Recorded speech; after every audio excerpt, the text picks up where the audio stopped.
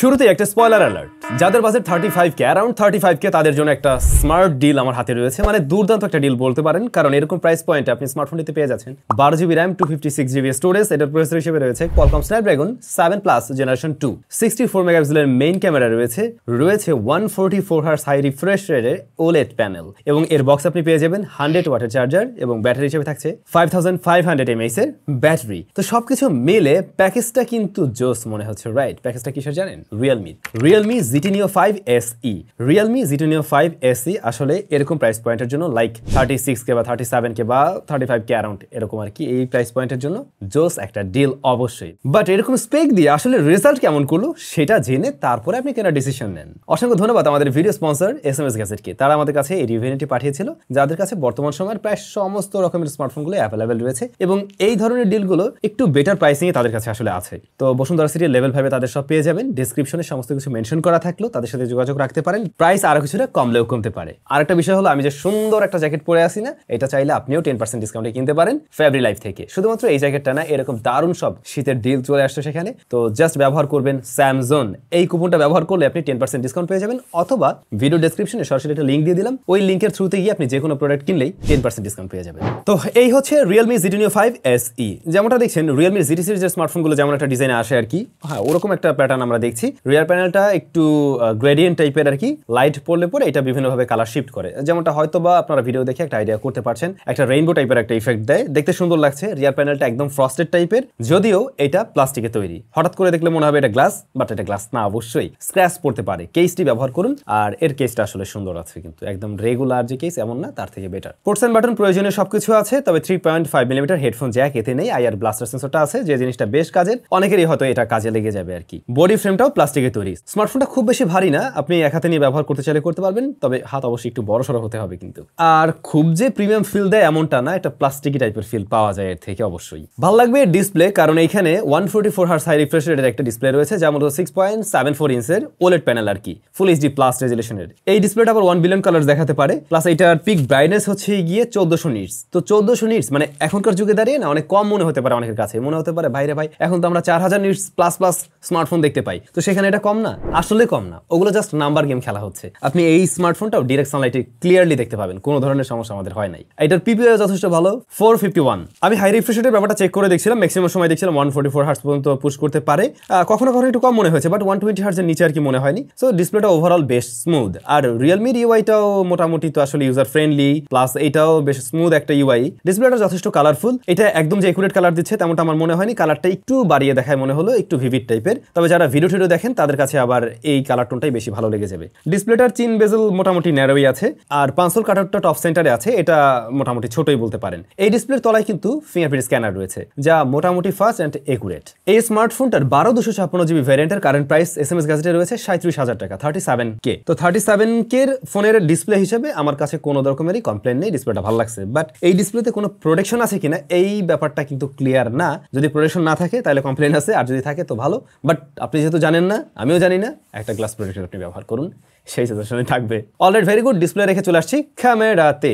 রিয়ারের main শুটারটা হলো 64 মেগাপিক্সেলের, এরপরে রয়েছে 8 মেগাপিক্সেলের একটি আলট্রা ওয়াইড শুটার, আরেকটি রয়েছে 2 মেগাপিক্সেলের microscope sensor, not macro, microscope sensor, আর ফ্রন্ট ফেসিং ক্যামেরা 16 মেগাপিক্সেলের। তো এক্সট্রাঅর্ডিনারি আমরা কিছু দেখছি না, লাইক এক্সট্রাঅর্ডিনারি বলতে আমি বুঝিয়েছি কোনো টেলিফটো টোটো দেখছি না, রেগুলার সেটআপই বলা যায়। 64 মেগাপিক্সেলের যে মেইন শুটারটা, এটা প্রপার লাইটিং কন্ডিশনের ছবিতে আমরা রিয়েলমির যে কালার টোন সেটা কিন্তু একদম ক্লিয়ারলি ভিজিবল হতে দেখছি, একটু ওয়ার্ম টোনের দিকে না, একটু কালার বুস্টেড টাইপের থাকে, বাট ডাইনামিক রেঞ্জ আবার মোটামুটি ভালোই আছে, কিন্তু ম্যাক্সিমাম সিনারিওতে ডাইনামিক রেঞ্জটা আমরা ভালো দেখছি। শ্যাডোর দিকে ডিটেল একটু কম মনে হলেও প্রপার লাইটে কিন্তু ডিটেল ভালোই ধরে রাখতে পারে এর ক্যামেরা। তবে একটা ব্যাপার হয়তো খেয়াল করবেন, ছবিগুলোকে যদি জুম করা হয়, জুম করতে গেলে পরে আর কি একটু ডিটেল কম মনে হয়, যেটা আমিও খেয়াল করছিলাম। মানে হয় কি, এরকম প্রাইস পয়েন্টে বা আরেকটু বাড়াতে গেলে আমরা 200 মেগাপিক্সেলের ক্যামেরা যুক্ত স্মার্টফোন পেয়ে যাই, তো সেই হিসাবে একটু ডিটেল কম মনে হচ্ছে। বা আপনি যদি ছবিগুলোকে জুম করে নিয়ে ব্যবহার করতে চান, তখন গিয়ে আপনার কাছে একটু মনে হবে কম কিছু, আদারওয়াইজ মোটামুটি ভালো লেগে যাওয়ার কথা আর কি। লো লাইটের দিকে একটু সফট করে দেয়, প্লাস যে কন্ট্রাস্টের পরিমাণ অনেকটাই বেড়ে যায়, নয়েজ গ্রেনের দেখাও পাওয়া যায়। নাইট মোড আছে, ওটা অন করে নিলে একটু সময় লাগে আর কি, কিন্তু আপনি সময় দিয়ে ছবি তুলতে পারলে দেখবেন যে আমার ছবিগুলো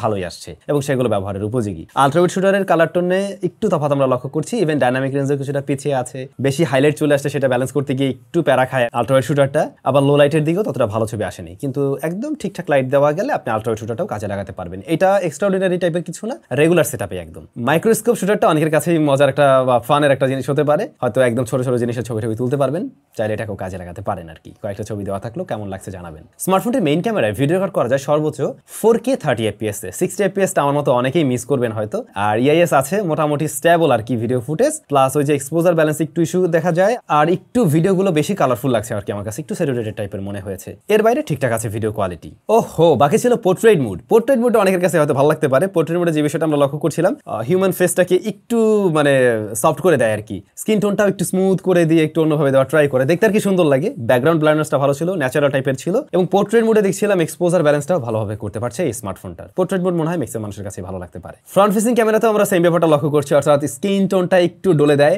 একটু সুন্দর করে আর কি, একটু সফট লাগে, কালারটাও একটু শিফট করে। বাট ওভারঅল ভালো লাগছে ফ্রন্ট ফেসিং ক্যামেরার ছবি, বিশেষ করে ফ্রন্ট ফেসিং ক্যামেরার ডাইনামিক রেঞ্জটাও ভালো লাগছে। যদি আউটডোরে বসে ছবিগুলো তুলেন সেই ক্ষেত্রে ভালোই শার্পনেস ডিটেলও পাবেন, ইনডোরের দিকে লক্ষ্য করবেন একটু বেশি সফট করে ফেলে আর কি। Overall front facing camera okay. আর front facing camera video record করা যায় সর্বোচ্চ 1080p 30 FPS এ। তো টোটাল ক্যামেরা সেটআপ নিয়ে আমার মন্তব্য হলো এটা মোটামুটি 35 to 37,000 টাকার মধ্যে একটা অ্যাভারেজ রেজাল্ট দেওয়ার মতো ক্যামেরা ছিল, এক্সট্রাঅর্ডিনারি কিছু না। যদি বলেন এরকম প্রাইস পয়েন্টে কি আমি আরেকটু বাড়ালে কমালে ভালো পাবেন, হ্যাঁ অবশ্যই পাবেন, বাট আরো বিষয়বস্তু আছে তো, সবকিছু শুনে তারপর ডিসিশন নেন নাকি। আচ্ছা, ফাইনালি আমরা পারফরম্যান্স সেকশন নিয়ে কথা বলতে চাই। স্মার্টফোনটিতে প্রসেসর হিসেবে রয়েছে, ফার্স্টেই বলছিলাম Qualcomm Snapdragon 7 Plus Generation 2। এটা রান করছে Realme UI 4.0 based on Android 13। এইটা পাওয়া যায় মোটামুটি তিনটা ভেরিয়েন্টে, 8GB RAM, 12GB RAM এবং 16GB RAM ভেরিয়েন্টে। স্টোরেজ রয়েছে 256, 512 এবং 1TB। এই যে স্টোরেজ গুলো দেখলেন, এই স্টোরেজ টাইপ হলো UFS 3.1। তো পারফরম্যান্স সেকশনটা কিন্তু আমার কাছে আবার ভালোই লাগছে। Snapdragon 8 Plus Generation 2 যথেষ্ট ক্যাপাবল একটি প্রসেসর, যদি আমরা এরকম প্রাইস পয়েন্ট থেকে বিবেচনা করি। সেই সাথে স্টোরেজ এবং এর যে র্যাম সেটাও কিন্তু পারফেক্ট কম্বিনেশনে আছে। আর আমার হাতে যেটা রয়েছে এটা হলো 12/256GB, যার দাম 37,000 টাকা। যদি 8GB RAM ভেরিয়েন্টটা পেয়ে যান তখন ওটা হয়তো আরো 2,000 টাকা কমে পেয়ে যেতে পারেন আর কি। তো এর পারফরম্যান্স কেমন ছিল এটাই তো প্রশ্ন। এইটার পারফরম্যান্স রেগুলার পারফরম্যান্স হিসাবে একদম পারফেক্ট ছিল।